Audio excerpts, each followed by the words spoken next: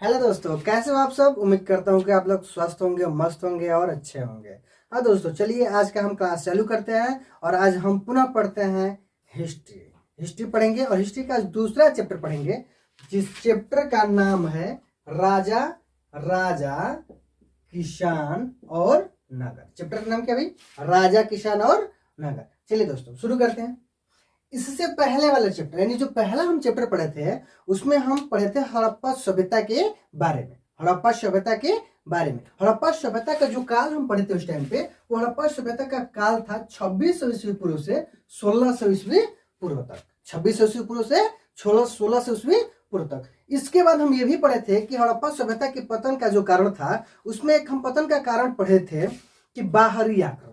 और बाहरी आक्रमण में क्या पढ़े थे भाई? कि आर्यों के द्वारा हड़प्पा वासियों पर हमला किया गया और शायद उस युद्ध में हड़प्पा वासी हार गए और फिर आर्यों ने अपने राज्य स्थापित कर लिया। और आर्य जो थे अपना राज्य स्थापित किया और स्थापित करने के बाद एक नई सभ्यता की स्थापना की। एक नई सभ्यता की स्थापना की, जिस सभ्यता को हम वैदिक सभ्यता के नाम से जानते हैं। जिस सभ्यता को किस नाम से जानते हैं? वैदिक सभ्यता के नाम से जानते हैं। ठीक है, तो वैदिक सभ्यता किसके द्वारा स्थापित की गई थी? आर्यों के द्वारा। ठीक है, अगर कोई पूछ दे कि वैदिक सभ्यता किसके द्वारा स्थापित की गई थी? आर्यों के द्वारा। ठीक है, और जैसे हम ये पढ़े थे कि हड़प्पा जो सभ्यता थी वो एक नगरीय सभ्यता थी। कैसी सभ्यता थी? नगरीय सभ्यता थी। वैसे ही वैदिक जो सभ्यता थी यह एक ग्रामीण सभ्यता थी। कैसी सभ्यता थी? वैदिक सभ्यता एक ग्रामीण सभ्यता थी। ठीक है, एक ग्रामीण सभ्यता थी। और जो वैदिक सभ्यता का जो काल माना जाता है, वो काल माना जाता है 1500 ईस्वी पूर्व से 600 ईस्वी पूर्व तक।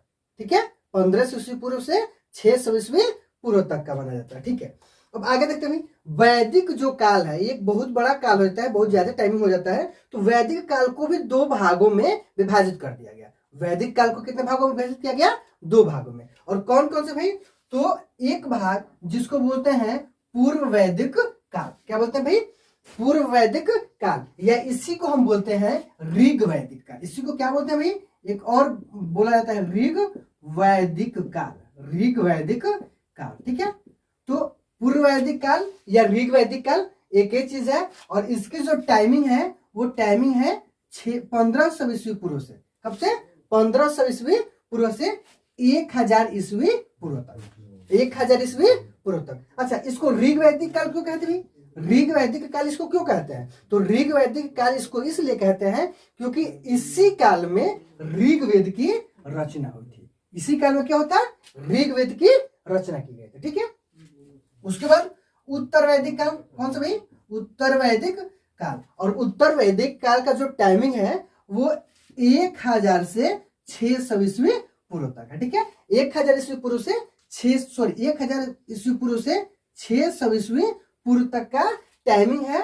और इस युग में यानी वैदिक काल में, उत्तर वैदिक काल में यजुर्वेद, अथर्ववेद और सामवेद की रचना की गई। ठीक है, जितने भी उपनिषद हैं, ब्राह्मण ग्रंथ हैं, वो सारे इसी उत्तर वैदिक काल में इन सब की रचनाएं की गई है। ठीक है दोस्तों, इतना क्लियर हो गया। चलिए आगे बढ़ते हैं। आगे बढ़ते हैं और देखते हैं हर्यक वंश। अब देखिए भाई क्या होता है कि जैसे 6ठी शताब्दी से पूर्व में क्या होता है, उसके बाद एक वंश की स्थापना होती है जिसको बोलते हैं हम हर्यक वंश। क्योंकि अपने चैप्टर में, अपने सिलेबस में है नहीं, तो थोड़ा सा इसको हम थोड़ा सा जानेंगे, ज्यादा नहीं। ठीक है, तो चलिए शुरू करते हैं। एक हर्यक वंश का नाम आपने सुना होगा, हर्यक वंश। और हर्यक वंश को ही पितृहंता वंश कहते हैं। क्या कहते हैं इसको? पितृहंता वंश कहते हैं। और पितृहंता वंश क्यों कहते हैं? क्योंकि इसके जितने भी राजाएं हुए उसमें से अधिकतम राजाओं ने अपने पिता की हत्या करने के बाद ही राजा बने थे। ठीक है, अपने पिता की हत्या करने के बाद ही राजा बने, इसीलिए इस वंश को पितृहंता वंश कहा जाता है। ठीक है, और जो पितृहंता वंश यानी जो हर्यक वंश का जो काल है वो माना जाता है 544 ईस्वी पूर्व से 412 ईस्वी पूर्व तक। 544 ईस्वी पूर्व से 412 ईस्वी पूर्व तक इसका टाइमिंग माना जाता है।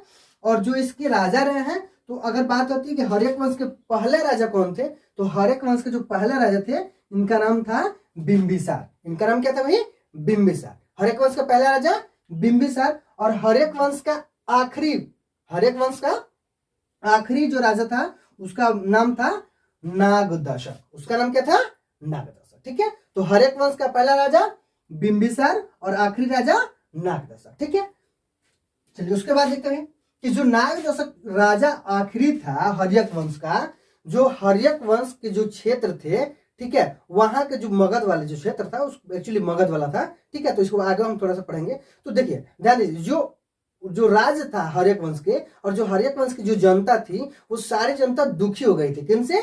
इन पितृहंता राजाओं से, क्योंकि ये एक दूसरे मतलब अपने पिता की हत्या करते थे और राजा बनते थे। ठीक है, इसीलिए लोग जनता वहां की दुखी हो गई थी, और जनता दुखी होकर के आखिरी में क्या करती है कि नागदशक को गद्दी से हटा करके और एक नए वंश की शुरुआत करते हैं। एक नए लड़के को राजा बनाया जाता है। एक नए लड़के को क्या बनाया जाता है? राजा बनाया जाता है, जिसका नाम था शिशुनाग। जिसका नाम क्या था भाई? शिशुनाग। जिसका नाम क्या था?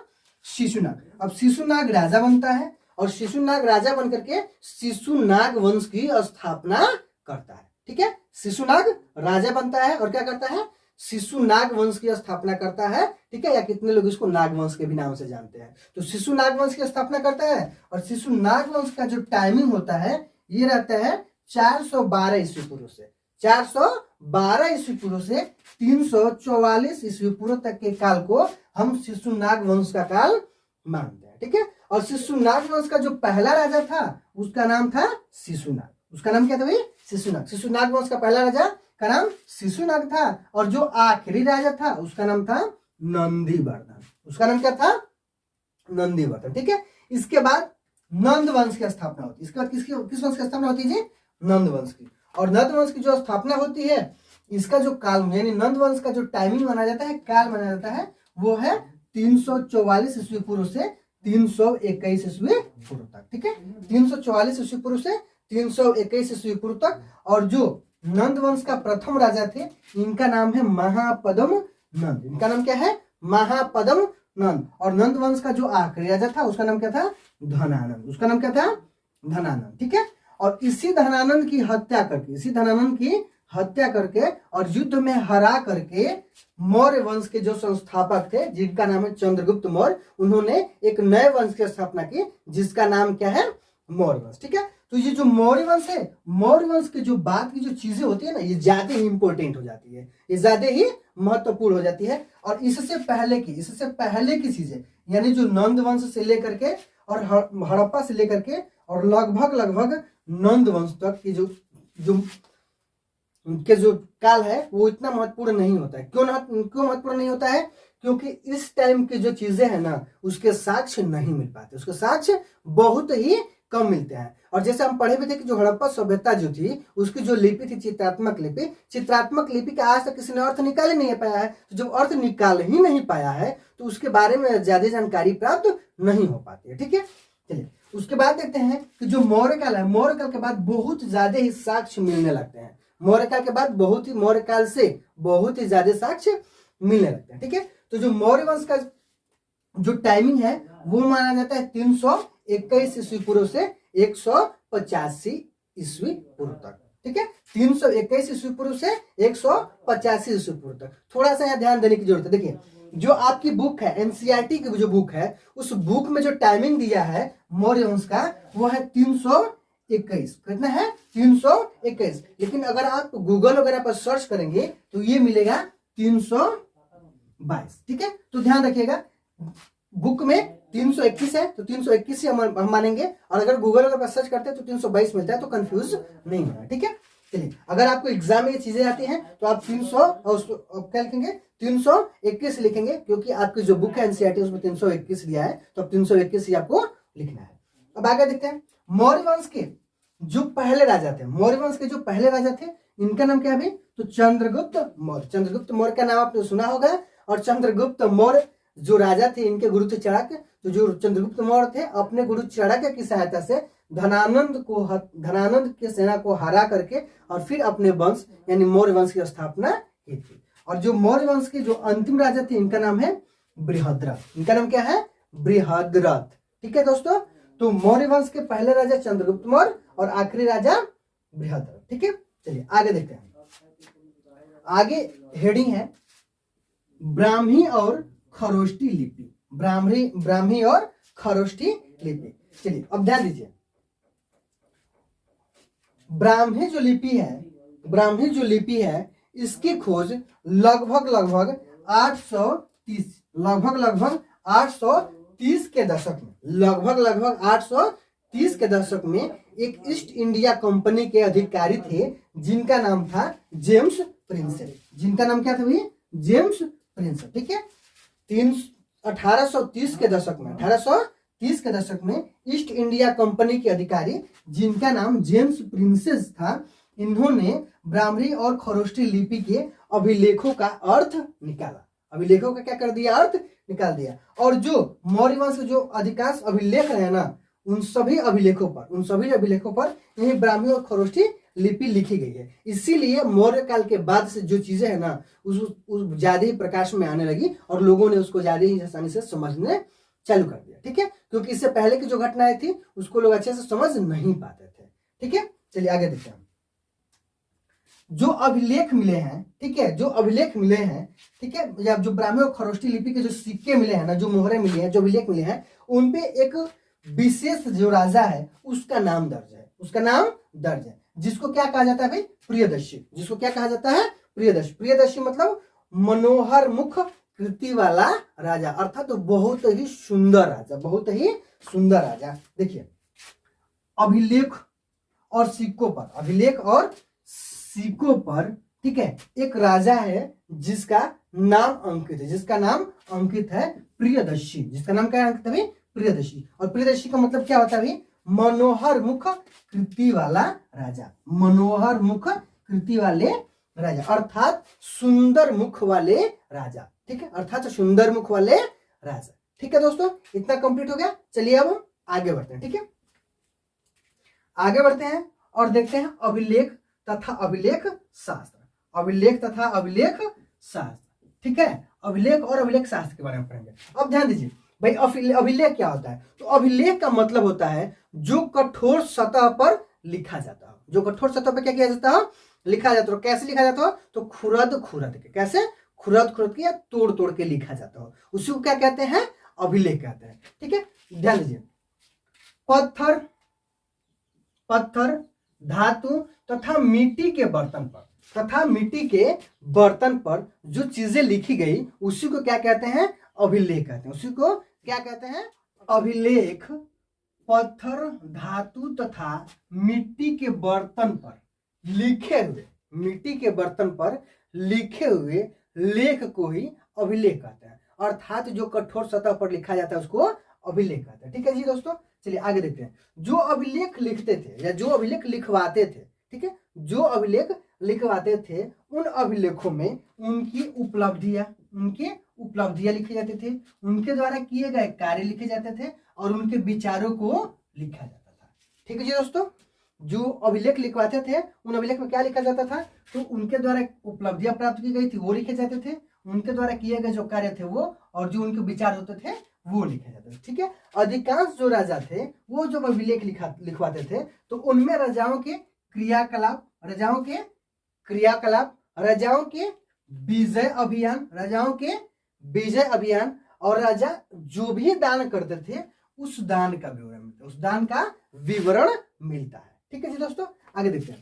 जो अभिलेख थे ये अभिलेख प्राकृतिक भाषा में लिखे जाते थे, तमिल में लिखे जाते थे, पाली भाषा में लिखे जाते थे और संस्कृत भाषा में भी लिखे जाते थे। ठीक है, बहुत सारे अभिलेख हैं जिन अभिलेखों पर अभिलेख लिखने की तिथि है भी, और बहुत सारे अभिलेख हैं जहां अभिलेख लिखने की तिथि उस पर है ही नहीं है। ठीक है दोस्तों, तो ये समझ में आ गया अभिलेख और अभिलेख शास्त्र। ठीक है, एक बार और समझ लीजिए।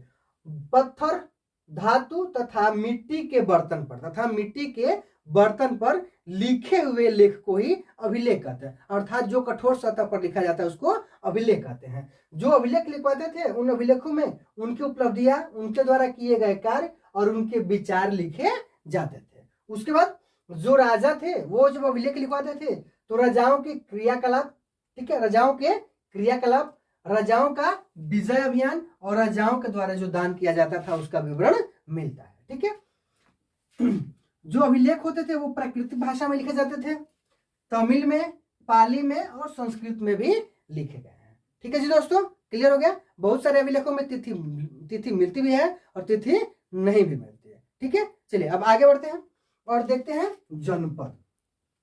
क्या देखते हैं दोस्तों? जनपद। ठीक है दोस्तों, देखिए जनपद और महाजनपद, हमें क्या पढ़ना है? जनपद और महाजनपद। ध्यान दीजिए, 6ठी शताब्दी ईस्वी पूर्व, कब? 6ठी शताब्दी ईस्वी पूर्व धार्मिक सामाजिक प्रगति ने, देखिए 6ठी शताब्दी ईस्वी पूर्व क्या होता है? धार्मिक सामाजिक प्रगति ने राजनैतिक जीवन को विस्तार कर दिया। ठीक है, जो आर्थिक, जो धार्मिक और सामाजिक प्रगति हुई, उसके वजह से जो राजनैतिक विस्तार था उसमें बहुत ही ज्यादा प्रगति हुई। कब? 6ठी शताब्दी ईस्वी पूर्व। यही वो काल है जब जैन धर्म और बौद्ध धर्म का उदय हुआ। जैन धर्म और बौद्ध धर्म का उदय हुआ। ठीक है दोस्तों, आगे चलिए देखते हैं। जो जनपद या जो महाजनपद है, इनके जो सबसे छोटी इकाई होती है वो होता है कबीला। कबीला का मतलब क्या होता है भाई? छोटे छोटे, बहुत कम संख्या में जो लोग अपना टेंट तंबू या घर लगा करके रहते हैं, उनको क्या कहा जाता है? कबीला। क्या कहा जाता है? कबीला। यानी छोटे छोटे गांव, इसको क्या कह सकते हैं हम? छोटे छोटे गांव। ठीक है, तो कबीला होता है। कबीला से जो थोड़ा सा बड़ा होता है उसको जन कहा जाता था, और जो जन से थोड़ा सा ज्यादा बड़ा होता था उसको जनपद कहा जाता था। उसको क्या कहा जाता था? जनपद कहा जाता था। ठीक है, और जो जनपद ज्यादा महत्वपूर्ण हो जाता था उसी को क्या कहा जाता था? महाजनपद। ठीक है, जो जनपद ज्यादा महत्वपूर्ण हो जाते थे उसे ही महाजनपद कहा जाता था। उसे क्या कहा जाता था? महाजनपद कहा जाता था। चलिए आगे देखते हैं भाई। 6ठी शताब्दी ईस्वी पूर्व में 16 महाजनपद थे जो प्रकाश में आए। कितने महाजनपद? 16 महाजनपद। 16 महाजनपद थे जो प्रकाश में आए। और इन 16 महाजनपदों का जिक्र अंगुत्तर निकाय, किसमें मिलता है जी? अंगुत्तर निकाय। और अंगुत्तर निकाय क्या है? तो बौद्ध धर्म का एक ग्रंथ है। बौद्ध धर्म का ग्रंथ कौन सा है जी? अंगुत्तर निकाय। और अंगुत्तर निकाय में 16 महाजनपद के बारे में विवरण मिलता है। उसके बाद भगवती सूत्र में भी मिलता है। किसमें मिलता है? भगवती सूत्र में मिलता है। और भगवती सूत्र क्या है? तो भगवती सूत्र एक जैन धर्म की किताब है। एक जैन धर्म की क्या है? किताब है। ठीक है जी।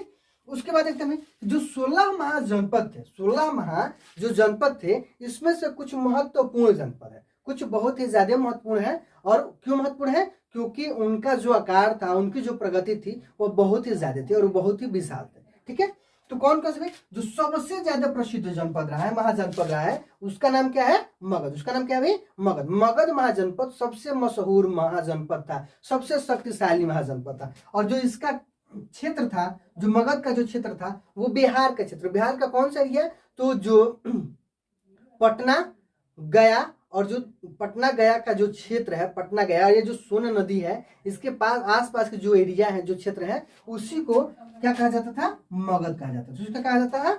मगध कहा जाता था। ठीक है, तो मगध, ठीक है, पंचाल, वज्जी, कौशल, कुरु, ये सब मशहूर क्या थे? महाजनपद थे। ये सब मशहूर महाजनपद थे। ठीक है, ये मशहूर महाजनपद से सबसे प्रसिद्ध महाजनपद है। और इन सारे महाजनपदों में सबसे जो शक्तिशाली जनपद था वो मगध था। वो कौन था? मगध था। कई जगहों पर राजा राज करते थे, कई महाजनपदों पर राजा राज करते थे, और बहुत सारे ऐसे महाजनपद थे जहां की गणराज्य राज करते थे। कौन राज करते थे? गणराज्य। और इन गणराज्य जो राज करते थे 16 महाजनपदों में से, उसमें 2 महाजनपद थे जहां की मतलब 16 महाजनपदों में से 2 महाजनपद ऐसे थे जहां की गणराज्य शासन करते थे। और 2 राज्य कौन कौन से थे? तो वज्जी और मल। ठीक है, जो गौतम बुद्ध थे वो भी एक गणराज्य से ही संबंध रखते थे, और जो महावीर स्वामी है वो भी इन्हीं गणराज्यों से संबंध रखते हैं। ठीक है, जो जनपद होते थे, और अधिकांश जो जनपद होते थे ना, इन जनपदों की अपनी क्या होती थी? राजधानी होती थी। क्या होती थी भाई? राजधानी होती थी। और ये जो राजधानी होती थी, ये राजधानी कैसे होती थी? किलेबंद। जैसे कैसे होती थी राजधानी? ये किलेबंद। किलेबंद का मतलब क्या हुआ? जैसे मान लीजिए ये राजधानी हो गई और इसके चारों तरफ से क्या बना दी गई? दीवार बना दी गई। क्या बना दी गई? दीवार बना दी गई। और ये दीवार क्यों बनाई जाती थी? तो ये दीवार बनाई जाती थी राजधानी के सुरक्षा के लिए। किसके लिए? राजधानी की सुरक्षा के लिए। ठीक है दोस्तों, तो जो राजधानी होती थी, राजधानी की सुरक्षा के लिए क्या बनाया जाता था?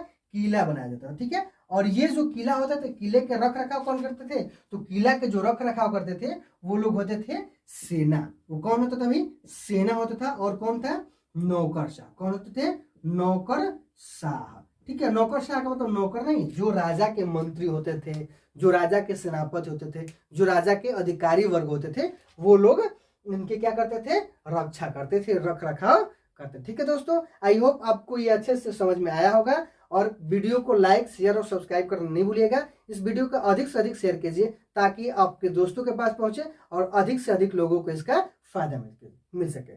Thank you.